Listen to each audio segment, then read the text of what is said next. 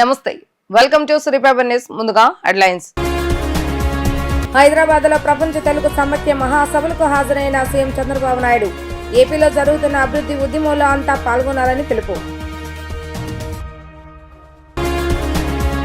మార్చి 12, 13, 14వ తేదీన పిఠాపురంలో జనసేన ఆవిర్భావ దినోత్సవ ప్లీనరీ నిర్వహణపై నాదెండ్ల మనోహర్ ఆధ్వర్యంలో కోర్ కమిటీ సమావేశం. AP maker lab and wheels నమూనా వాహనాన్ని పరిశీలించిన మంత్రి లోకేష్. పైలట్ ప్రాజెక్టుగా మంగళగిరిలోని పాఠశాల విద్యార్థులకు అవగాహన. హైదరాబాద్ గురించి ఆ రోజు తాను చెప్పింది ఇవాళ నిజమైందని సీఎం చంద్రబాబు నాయుడు అన్నారు. ఈ ప్రాంతం గొప్ప ఐటీ సిటీగా మారుతుందని ఆనాడు ఊహించానని, విజన్ 2020 తయారు చేసుకుని ఆనాడు ముందుకెళ్తామని గుర్తు చేశారు. ఏఐ, డీప్ టెక్నాలజీ తెలుగు వాళ్లు అందిపుచ్చుకోవాలని, ప్రతి ఇంట్లో ఒక పారిశ్రామికవేత్త ఉండాలని తెలిపారు. పెట్టుబడుల కంటే ఐడియాలు చాలా ముఖ్యమని ఆయన అన్నారు. హైదరాబాద్ లోని HICCలో ప్రపంచ తెలుగు సమైక్య మహాసభలను సీఎం చంద్రబాబు నాయుడు జ్యోతి ప్రజ్వలన చేసి ప్రారంభించారు. ఈ సందర్భంగా సీఎం చంద్రబాబు నాయుడు మాట్లాడుతూ ప్రపంచ నలుమూలలా ఉన్న వివిధ దేశాల తెలుగు సమైక్యల అధ్యక్షులు ఇక్కడకు వచ్చారని అన్నారు. తన జీవితంలో ఇది చాలా సంతోషకరమైన రోజు అని పేర్కొన్నారు.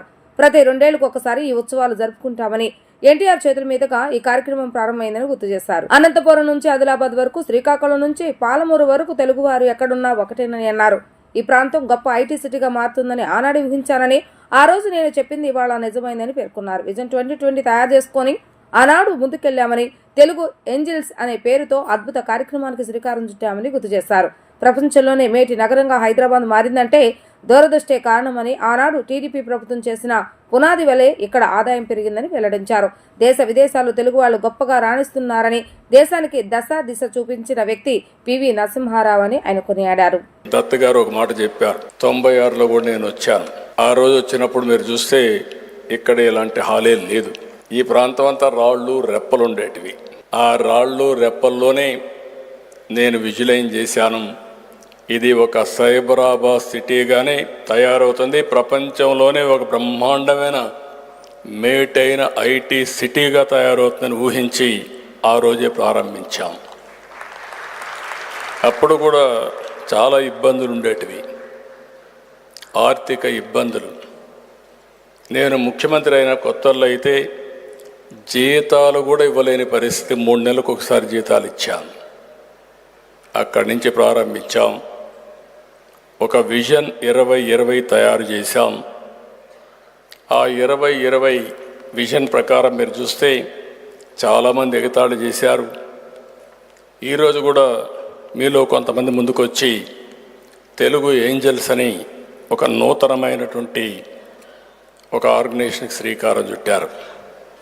ఇప్పుడు కూడా కొంతమంది దాన్ని ఎగతాళి చేయొచ్చు, కానీ మనం అందరం కానీ సమిష్టిగా పనిచేస్తే ఏదైనా సాధించగలుగుతామని చెప్పి కూడా నేను మీకు తెలియజేస్తున్నా. ఏదైతే 96లో నేను ముఖ్యమంత్రి అయ్యాను, అప్పటికే పివి నరసింహారావు గారు మన తెలుగు బిడ్డ ముఖ్యమంత్రి అయ్యి, ప్రధానమంత్రి అయ్యి ఆర్థిక సంస్కరణలకు నాంది పలికారు. దేశానికి దిశ చూపించిన వ్యక్తి పివి నరసింహారావు గారు. అతను కూడా ఈ తెలుగు బిడ్డ అని చెప్పి కూడా నేను మీకు తెలియజేస్తున్నా. దాన్ని అందిపుచ్చుకొని నేను ఆ రోజు 2nd జనరేషన్ రిఫార్మ్స్కి శ్రీకారం చుట్టాను. ఐటీకి ప్రాధాన్యత ఇచ్చాను. చాలామంది ఎగతాళి చేశారు, ఐటీ తిండి పెడుతుందా అన్నారు. సెల్ ఫోన్లు ప్రమోట్ చేస్తే సెల్ ఫోన్లు ఏమైనా ఉపయోగమా అన్నారు. కానీ ఈరోజు చూస్తే నాలెడ్జ్ ఎకానమీలో తెలుగు జాతి ఫస్ట్ మూవర్ అడ్వాంటేజ్ తీసుకున్నాం. ఆ తర్వాత ఇండియన్స్ అంతా కూడా ముందుకొచ్చే పరిస్థితికి వచ్చారు. ఇంకొక పక్క మనకు అదృష్టం డెమోగ్రఫిక్ విండ్ఫాల్ గెయిన్గా వచ్చింది. ఏదైతే యువత వచ్చారో టెక్నాలజీ అందిపుచ్చుకొని ఆంటర్ప్రెన్యూర్స్గా తయారయ్యారు. ఈరోజు వేదికపై నుండే ప్రతి ఒక్కరిని చూస్తే ప్రపంచ దేశాలు ఏ దేశం పోయినా బ్రహ్మాండంగా తెలుగు వారు రాణించే పరిస్థితికి వచ్చారు. నేను అప్పుడప్పుడు చెప్తా ఉంటాను, అతిశయోక్తి కాదు. ప్రపంచంలో అమెరికా లాంటి దేశంలో హైయెస్ట్ పర్ క్యాపిటా ఇన్కమ్ సంపాదించే వ్యక్తులు తెలుగు జాతి సంపాదిస్తూ ఉంది. ఇది గర్వకారణం. జనసేన పార్టీ ఆవిర్భావ దినోత్సవం సందర్భంగా మార్చి 12, 13, 14 తేదీలో పిఠాపురం నియోజకవర్గంలో ప్లీనరీ నిర్వహించాలని పార్టీ అధ్యక్షులు డిప్యూటీ సీఎం పవన్ కళ్యాణ్ నిర్ణయించారు. ప్లీనరీ సన్నాహాలపై జనసేన టీఎస్సీ చైర్మన్, రాష్ట్ర పౌర సరఫరాల శాఖ మంత్రి నాదెండ్ల మనోహర్ ఆధ్వర్యంలో కోర్ కమిటీ సమావేశం నిర్వహించారు. జనసేన ఆవిర్భావ దినోత్సవాన్ని పురస్కరించుకొని 3 రోజుల పాటు ప్లీనరీ జరపాలని నిర్ణయించారు. నాదెండ్ల మనోహర్ ఆధ్వర్యంలో విజయవాడలో కోర్ కమిటీ సమావేశమై వివిధ అంశాలపై చర్చించింది. Artificial intelligence, robotics, international of things వంటి అధునాతన సాంకేతిక రంగాల్లో అంతర్జాతీయంగా వస్తున్న మార్పులపై విద్యార్థుల్లో అవగాహన కల్పించేందుకు AP maker clubs on wheels ప్రభుత్వం అందుబాటులోకి తెచ్చింది. ప్రఖ్యాత సాఫ్ట్వేర్ సంస్థ ఇన్ఫోసిస్ సహకారంతో దీన్ని మంగళగిరిలో ఏర్పాటు చేశారు. రాష్ట్రంలోని విద్యార్థులకు భవిష్యత్తులో సాంకేతికతను వివరించే లక్ష్యంతో ప్రారంభించనున్న ఈ నమూనా వాహనాన్ని మంత్రి నారా లోకేష్ పరిశీలించారు. పైలట్ ప్రాజెక్ట్ గా ఈ వాహనం మంగళగిరిలోని అన్ని పాఠశాలకు వెళ్లి విద్యార్థులకు అవగాహన కల్పించనుంది. త్వరలో రాష్ట్ర వ్యాప్తంగా ఉన్న అన్ని పాఠశాలలకు AP maker lab and wheels వాహనాలను పంపిస్తున్నట్లుగా లోకేష్ తెలిపారు. పరివర్తనాత్మక నైపుణ్య అవకాశాలను విద్యార్థుల వద్దకే తీసుకెళ్లేందుకు ఇన్ఫోసిస్ భాగస్వామ్యం కావడం అభినందనీయమని పేర్కొన్నారు.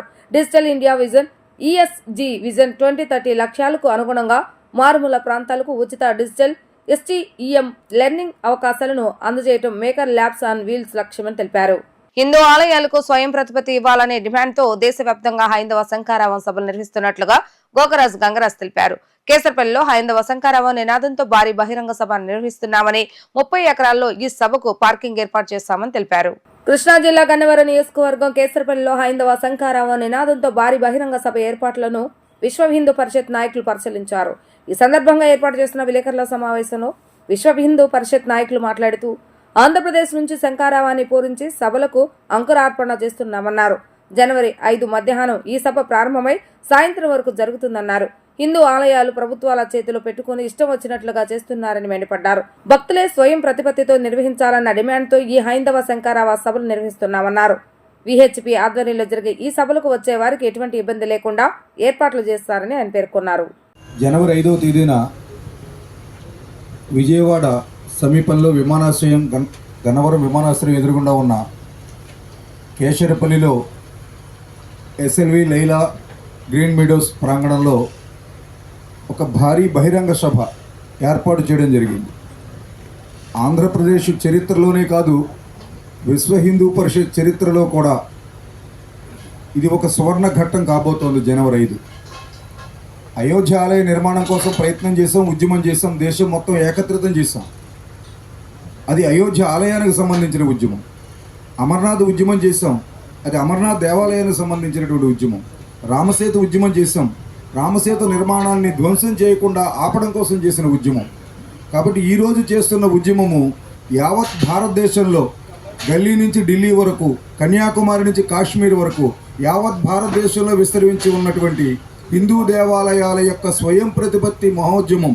ఒక రకంగా చెప్పాలంటే ఇది మరో ధార్మిక స్వతంత్ర పోరాటానికి నాంది జనవరి 5వ తారీఖున విజయవాడలో జరగడం అన్నది ఆంధ్రప్రదేశ్ అదృష్టంగా నేను భావిస్తున్నాను. కాబట్టి ఇది యావత్ భారతదేశంలో ఉన్న దేవాలయాలకి స్వతంత్రం రావాలని మనం కోరుకోవడం ఉద్దేశం అధికార వికేంద్రీకరణ కాదు. మనదైనటువంటి శ్రద్ధా కేంద్రాలు ఏవైతే ఉన్నాయో, దేవాలయాలు కానీ, పురాణ గ్రంథాలు కానీ, గోమాతలు కానీ, ఈ భూమాత కానీ, మాతృమూర్తులు కానీ, ఇవి అత్యంత శ్రద్ధా కేంద్రాలు, సంస్కార కేంద్రాలు. ఇవి మనకి ఈ మానబిందువులు, ప్రాణబిందువులు ఇవి మనకి.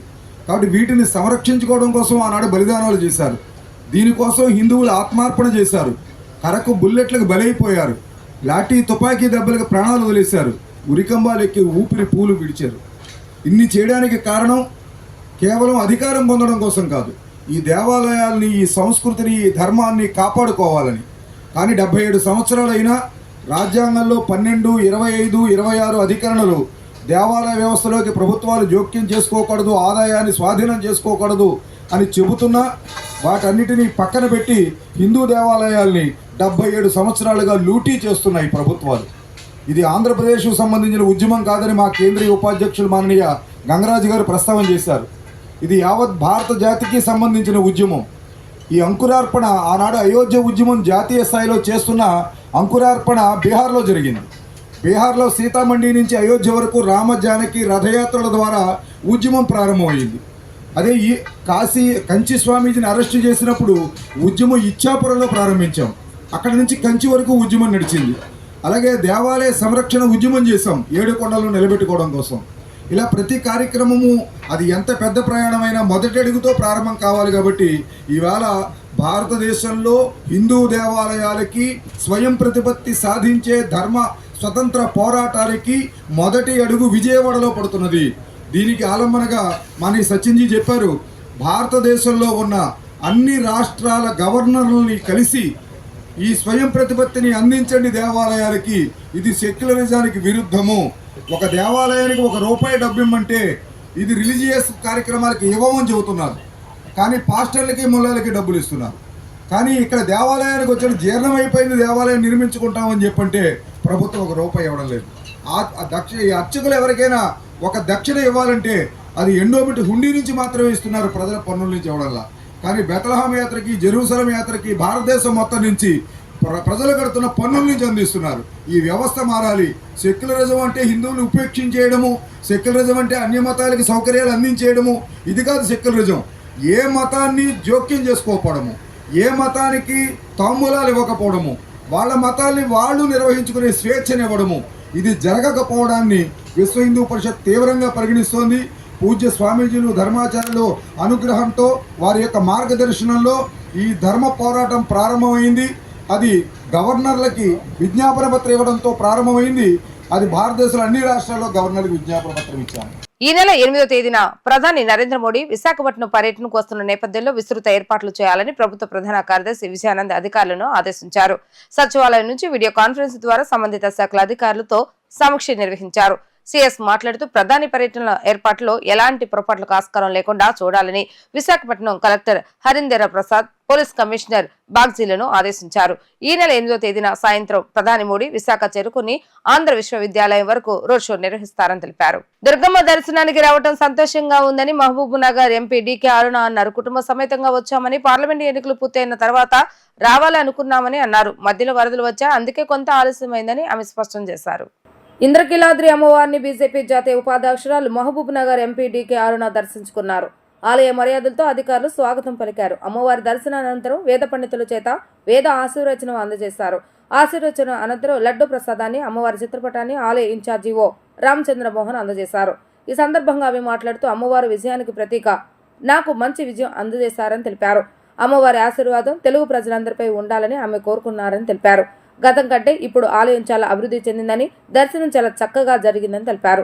2 రాష్ట్రాల తెలుగు ప్రజలు రాష్ట్రం విడిపోయినప్పటికీ అందరికీ మంచి జరగాలని కోరుకుంటున్నానని తెలిపారు. చంద్రబాబు నాయుడు ఇక్కడ సీఎంగా ఉండి మంచి అభివృద్ధి చేస్తున్నారని అన్నారు. ఎన్డీఏలో ఉన్న సీఎం ఈ ప్రాంతం ఎమ్మెల్యే సుజనా చౌదరి మంచి అభివృద్ధి జరగాలని కోరుకుంటున్నానని ఆయన స్పష్టం చేశారు. ఈరోజు విజయవాడ కృష్ణదుర్గమ్మ యొక్క దర్శనానికి రావడం, అమ్మవారి దర్శనం చేసుకుని అమ్మవారి యొక్క ఆశీర్వాదం తీసుకొని మేము మా కుటుంబంతో రావడం జరిగింది. అమ్మవారి ఆశీర్వాదం కోసం రావాలనుకున్నాం, తొందరగా రాలేకపోయినాం. ఉన్నటువంటి ఫ్రెండ్స్ రావడం వల్ల మేము రావడం కొంచెం ఆలస్యమైంది. సో ఇవాళ ఫ్రైడే రాని శుక్రవారం రోజు అమ్మవారి దర్శనం చేసుకున్నాం. నూతన సంవత్సరంలో అమ్మవారి దర్శనం చేసుకుని అమ్మవారి ఆశీర్వాదం తీసుకుని రావడం జరిగింది. విజయవాడ కనకదుర్గమ్మ అనగానే విజయానికి నాంది అమ్మవారు. అమ్మవారి యొక్క ఆశీర్వాదంతో, అమ్మవారి యొక్క అనుగ్రహంతో పార్లమెంట్ సభ్యురాలుగా ప్రజలతో ఎన్నుకోబడినాను. సో అమ్మవారికి అమ్మవారిని ఆశీర్వదించి ఈరోజు పార్లమెంట్ సభ్యురాలుగా మరి ఇక్కడికి వచ్చి అమ్మవారిని దర్శనం చేసుకుని అమ్మవారి ఆశీర్వాదం పొందడానికి రావడం జరిగింది. అమ్మవారి యొక్క ఆశీర్వాదం ప్రజలందరిపైన కూడా ఉండాలని, తెలుగు ప్రజలందరూ కూడా పెద్ద ఎత్తున ఈ ప్రాంతాలను అభివృద్ధి చెందాలని, విజయవాడ కనకదుర్గమ్మ ఈరోజు టెంపుల్లో చాలా మార్పులు అప్పటికి ఇప్పటికీ. పేదలను మభ్యపెట్టి అవయవాలు తీసుకునే హాస్పిటల్పై కఠిన చర్యలు తీసుకుంటామని మంత్రి సత్యకుమార్ యాదవ్ హెచ్చరించారు. అవయవ దానంపై ప్రజల్లో అవగాహన తీసుకురావడం అభినందనీయమని ప్రశంసించారు. ప్రభుత్వ హాస్పిటల్లో రోజుకు 5 బ్రెయిన్ డెడ్ కేసులు వస్తున్నాయని చెప్పారు. జగన్ ప్రభుత్వం నిర్వాహకం వల్లే మెడికల్ పీజీ కౌన్సిలింగ్ లో విద్యార్థులు ఇబ్బందులు పడుతున్నారని చెప్పారు. కోర్టు తీర్పుల వల్లే పీజీ విద్యార్థులు ఇబ్బందులు ఎదుర్కొంటున్నారని అన్నారు. గత వైసీపీ ప్రభుత్వం వేసిన కమిషన్ అనేక విషయాలను పరిగణలోకి తీసుకోలేదన్నారు. శాస్త్రీయ అంశాలను కమిషన్ పరిగణలోకి తీసుకోలేదని చెప్పారు. విద్యార్థులకు ఎలాంటి మేలు జరుగుతుందో చూస్తామన్నారు. వైద్య శాఖలో ఖాళీలను భర్తీ చేసే ప్రయత్నం చేస్తున్నామని చెప్పారు. అన్ని సమస్యలు పరిష్కరించే ప్రయత్నం చేస్తున్నామని మంత్రి సత్యకుమార్ యాదవ్ పేర్కొన్నారు. పేదలకు ఒక నిరంతరంగా నిరాటంకంగా వైద్య సేవలు అందించే ప్రయత్నం చేస్తున్నాం. అయితే విమర్శలు వస్తూ ఉన్నాయి. మరి అంటే అబద్ధాలనే ఆలంబనగా చేసుకుని పాలన సాగించిన గత ప్రభుత్వం ప్రజలు అటువంటి తీర్పు ఇచ్చిన తర్వాత కూడా ఆత్మపరిశీలన చేసుకోకుండా మళ్ళీ అదే అబద్ధాలని మళ్ళీ పదే వల్లిస్తూ ఒక గోబెల్స్ ప్రచారం చేసి పేదల్లో చాలామంది నిరక్షరాస్యులు ఉంటారు. వాళ్ళందరూ ఇబ్బందులు పడే పరిస్థితి ఉంది. చిన్న ఒక ఇదేంటంటే ఈ ప్రభుత్వం వచ్చిన తర్వాత కూటమి ప్రభుత్వం ఈ ఆర్థిక సంవత్సరానికి బడ్జెట్ని ఎప్పుడూ రాష్ట్ర చరిత్రలో లేని విధంగా 18,500 కోట్లకు తీసుకెళ్ళింది. ఇక గత ప్రభుత్వం చాలా మాటలు మాత్రం కోటలు దాటాయి, చేతలు మాత్రం ఇంటి ముందర కాలంలో పడ్డట్టు ఆ చందంగా ఉంది. 5 సంవత్సరాల్లో మొత్తం ఖర్చు చేసిన మొత్తం గత ప్రభుత్వం 9,942 ఆరోగ్యశ్రీ కింద కాదని చెప్పమనండి. గత ముఖ్యమంత్రి గారు కానీ 9,942 కోట్లు ఆరోగ్యశ్రీ కింద ఖర్చు పెట్టారు. అంటే సగటున సంవత్సరానికి 1,988 కోట్ల 41 లక్షలు 5 సంవత్సరాల పాటు సగటున ఖర్చు పెట్టారు. మా కూటమి ప్రభుత్వం ఇవాళ 4,000 కోట్లు కేటాయించింది. మాకు వారసత్వంగా అధికారంలోకి మేము జూన్ 4 పార్టీ ప్రభుత్వం అధికారంలోకి వచ్చేసరికి 2,225 కోట్లు బకాయిలు ఉన్నాయి. ఆరోగ్యశ్రీ కింద చెల్లించాల్సిన బకాయిలు వారసత్వంగా ఇచ్చి వెళ్ళినవి. ట్రాన్సాక్షన్ అడ్వైజర్ని పెట్టి ఇవాళ ఎందుకంటే గత 4 సంవత్సరాల్లో ఈ 17 కాలేజీల్లో పెట్టిన ఇది ఫైనాన్షియల్ ప్రోగ్రెస్ కేవలం 16% మాత్రమే ఉంది. 8,500 కోట్లు ఖర్చు పెట్టాల్సి వస్తే 2,100 కోట్లు ఖర్చు పెట్టారు. దాంట్లో 700 కోట్లు బకాయిలు పెట్టేసిపోయారు. 1,400 కోట్లు మాత్రమే కాలేజీలకి చెల్లింపులు జరిగాయి. సో ఫైనాన్షియల్ ప్రోగ్రెస్ కేవలం 16% ఉంది కాబట్టి ఒక ట్రాన్సాక్షన్ అడ్వైజర్ని పెడుతున్నాము పీపీపీ మోడ్లో వీటిని ఆలోచించడానికి. వాళ్ళు వచ్చిన తర్వాత ఏ కాలేజీ ఎక్కడుంది, ఏ పరిస్థితిలో ఉంది అంటే ఇప్పుడు ఇమీడియట్గా ఫైనాన్షియల్ ఇది మన ట్రాన్సాక్షన్ అడ్వైజర్ వచ్చేసరికి పీపీపీ మోడ్లో పోవడానికి ఒక మరింత మెరుగైన విద్య అందించడానికి వెళ్ళడానికి ఇప్పుడు ఎక్కడెక్కడ ఆగి ఉన్నాయో దాని మీద కాస్త మొత్తం ఖర్చు పెట్టేసి ఆ ప్రాతిపదిక మీద రేపు వాళ్ళు వచ్చిన తర్వాత ట్రాన్సాక్షన్ అడ్వైజర్ చూసి ఏ దీంట్లో రేషియోలో ఉండాలనే విషయాన్ని నిర్ణయించడం జరుగుతుంది. నెక్స్ట్ అకాడమిక్ ఇయర్కి ఇప్పుడున్న పరిస్థితుల్లో లేదనే చెప్పాలి. ఎందుకంటే పునాది దశలో ఉన్నవే లేదా ఒక అంతస్తు కట్టిన కాలేజీలని 25 నెలల్లో పూర్తి చేయలేం, ఈ 5 నెలల్లో పూర్తి చేయలేం. 4 సంవత్సరాలు చేసి ఉండాల్సింది చేయకపోవడం వల్ల తీవ్ర నష్టం జరిగింది. ఒకేసారి ఇన్ని పెట్టుకోవడం వల్ల వచ్చిన ఇబ్బందులు, తర్వాత దాన్ని సరిగా చేయకపోవడం వల్ల ఫైనాన్షియల్ టైఅప్ ఉన్నప్పటికి కూడా నబార్డ్ నుంచి కానీ శాస్కి నుంచి కానీ ఫైనాన్షియల్ టైఅప్ ఉన్నప్పటికీ అంటే ఫైనాన్షియల్ టైప్ ఒక సెంట్రల్లీ స్పాన్సర్ స్కీమ్ కింద జరిగిన వాటికి కూడా ఉదాహరణకి మచిలీపట్నమే చూద్దాం. మచిలీపట్నం వీళ్ళు ప్రభుత్వం దిగిపోయే నాటికి పెట్టిన ఖర్చు 208 కోట్లు మాత్రమే. కానీ కేంద్ర ప్రభుత్వం దాంట్లో 195 కోట్లు ఇచ్చింది. కేంద్ర ప్రభుత్వం 195 కోట్లు తీసేస్తే రాష్ట్ర ప్రభుత్వం బడ్జెట్ నుంచి కేవలం 13 కోట్లు మాత్రమే ఖర్చు పెట్టింది. కాలేజ్ ప్రారంభించారు.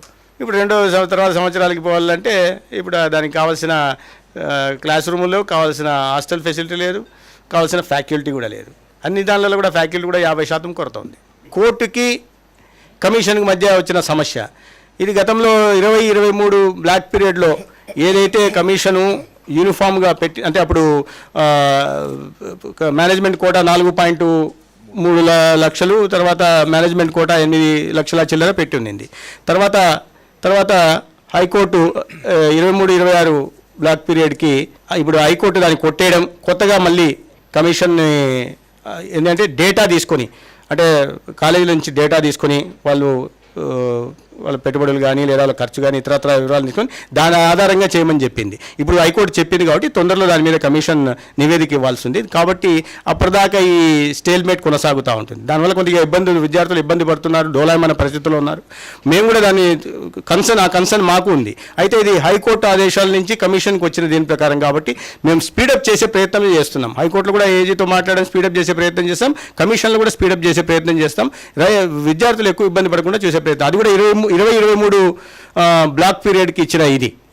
దీంట్లో సుప్రీంకోర్టులో ఒక ఆల్రెడీ సుప్రీంకోర్టు వర్సెస్ ఇనాందార్ కేసులో ఇది ఇచ్చిందనమాట. ఈ కన్వీనర్ కోటాకి మేనేజ్మెంట్ కోటాకి తేడా చూడొద్దని చెప్పి సుప్రీంకోర్టు ఆల్రెడీ తీర్పు ఇచ్చేసింది.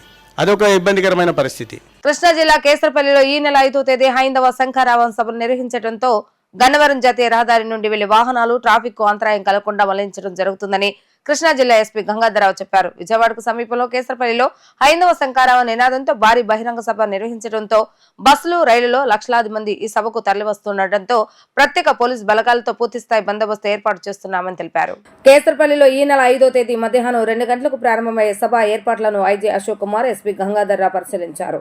ఈ సందర్భంగా ఎస్పీ గంగాధరరావు మాట్లాడుతూ ఈ హైందవ శంఖారావ సభకు విహెచ్పి అగ్రనేతలు, కూటమి ప్రభుత్వం, ప్రజాప్రతినిధులు హాజరు కానున్నారని, ఈ కార్యక్రమాన్ని దృష్టిలో పెట్టుకుని ట్రాఫిక్ ను పూర్తిగా మళ్లించడం జరుగుతుందని, వాహనదారులందరూ పోలీసులు సూచించిన సూచనల మేరకు వాహనాలు మళ్లించి ట్రాఫిక్ కి అంతరాయం కలగకుండా సహకరించాలని కోరారు. ఈ నెల 5వ తేదీ ఆదివారం విహెచ్పి ఆధ్వర్యంలో మనకి ఈ కేసరపల్లి గ్రామం గన్నవరం మండలంలో ఈ హైందవ శంఖారావం అనేటువంటిది జరపందుకు పిలుపునివ్వడం జరిగింది. దానిలో భాగంగా 2,50,000 మంది నుంచి 3 లక్షల వరకు ఇక్కడికి విహెచ్పి కార్యకర్తలు కానీ, ప్రముఖస్ కానీ వచ్చేదానికి అవకాశం ఉంది వారి యొక్క ఎస్టిమేషన్ ప్రకారం.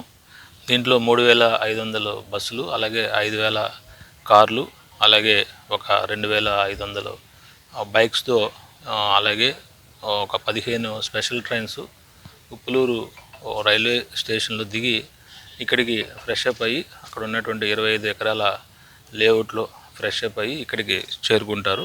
టోటల్గా 3 లక్షల మంది విహెచ్పి కార్యకర్తలు ఈ హైందవ శంఖారావానికి వస్తారని అంచనా ఉంది. దాంట్లో భాగంగా మేము విస్తృతమైనటువంటి బందోబస్తులు ఏర్పాట్లు చేయడం జరిగింది. మనకి చెన్నై వైపు వెళ్ళేటువంటి వెహికల్స్, అలాగే విశాఖపట్నం నుంచి హైదరాబాద్ ఈ యొక్క వెహికల్స్ ఎక్కడ డైవర్ట్ అవ్వాలి అనే దాని గురించి కొన్ని పత్రికా ప్రకటన ద్వారా అందరికీ తెలియచేయడం జరిగింది. దీంట్లో ముఖ్యంగా విశాఖపట్నం నుంచి చెన్నై వైపు వెళ్ళేటువంటి వాహనాలు కాకినాడ జిల్లాలో కత్తిపూడి సెంటర్ నుంచి కాకినాడ, అలాగే యానాం, అమలాపురం, రాజోలు, నరసాపురం, మచిలీపట్నం, రేపల్లె, బాపట్ల మీదుగా ఒంగోలు హైవే ఎక్కి అక్కడ నుంచి చెన్నై వైపు వెళ్ళిపోతాయి. రెగ్యులర్గా ఆర్టీసీలో ప్రయాణం చేసేటువంటి వారు పండిట్ జవహర్లాల్ నెహ్రూ నుంచి బయలుదేరి బస్ స్టాండ్ నుంచి బయలుదేరి ఇటువైపు ఏలూరు వైపు కానీ, లేదా తణుకు, తాడేపల్లిగూడెం, అమలాపురం, కాకినాడ, రాజమండ్రి, వైజాగ్ వెళ్ళేటువంటి బస్సులు మనకి ఈ యొక్క కేసరపల్లి జంక్షన్ టచ్ చేసినట్లయితే మొత్తం రోడ్డు అంతా చోక్ అయిపోతుంది. కాబట్టి వారికి ఒక ప్రత్యేకమైనటువంటి రోడ్డుని ఏర్పాటు చేయడం జరిగింది. అదేంటంటే అజిత్ సింగ్ నగర్ మీద నుంచి పాయికాపురం మీదుగా నున్న వెళ్ళి అక్కడ నుంచి చిన్నౌటపల్లి దగ్గర పెనమనేని సిద్ధార్థ దగ్గర మళ్ళీ హైవే వెస్ట్ బైపాస్ని యూజ్ చేసుకుంటూ ఎక్కుతారు. అట్లాగే ఈ విధంగా మేము ఆర్ఎం గారికి కూడా మేము ఒక లెటర్ పెట్టడం జరిగింది. అక్కడ ఎవరైనా సరే ఈ ప్రయాణికులు ఎవరైనా సరే ఈ యొక్క కేసరపల్లి జంక్షన్ దగ్గరికి రావాల్సినటువంటి ప్రయాణికులు ఎవరైనా ఉంటే బీబీగూడెం దగ్గర దిగి వాళ్ళు ఇక్కడికి చేరుకోవచ్చు. అట్లాగే ఈ వెహికల్స్ లాంగ్ డిస్టెన్స్ నుంచేటువంటి వెహికల్స్ కూడా ఈ యొక్క పండిట్ నెహ్రూ బస్ స్టాండ్ దగ్గర నుంచి రామర్పాడు రింగ్కి వచ్చిన తర్వాత మళ్ళీ ఇటువైపు మన కేసరపల్లి జంక్షన్ వైపు రాకుండా, గన్నవరం రాకుండా అక్కడ నుంచి ముస్తాబాద్ని టచ్ చేసుకుంటూ బీబీగూడెం మీదుగా మళ్ళీ గన్నవరం దగ్గర ఎక్కి. వార్తలు ముగించే ముందు హెడ్లైన్స్ మరొకసారి. హైదరాబాద్ లో ప్రపంచ తెలుగు సమైక్య మహాసభలకు హాజరైన సీఎం చంద్రబాబు నాయుడు ఏపీలో జరుగుతున్న అభివృద్ధి ఉద్యమంలో అంతా పాల్గొనాలని పిలుపు. మార్చి 12, 13, 14వ తేదీన పిఠాపురంలో జనసేన ఆవిర్భావ దినోత్సవ ప్లీనరీ నిర్వహణపై నాదెండ్ల మనోహర్ ఆధ్వర్యంలో కోర్ కమిటీ సమావేశం. AP maker lab and wheels నమూనా వాహనాన్ని పరిశీలించిన మంత్రి లోకేష్. పైలట్ ప్రాజెక్టుగా మంగళగిరిలోని పాఠశాల విద్యార్థులకు అవగాహన. ఇవి ఈ రోజు వార్తా విశేషాలు. మరలా తిరిగి ప్రసారమైన వార్తలు మళ్ళీ కలుద్దాం. అంతవరకు సెలవు. నమస్కారం.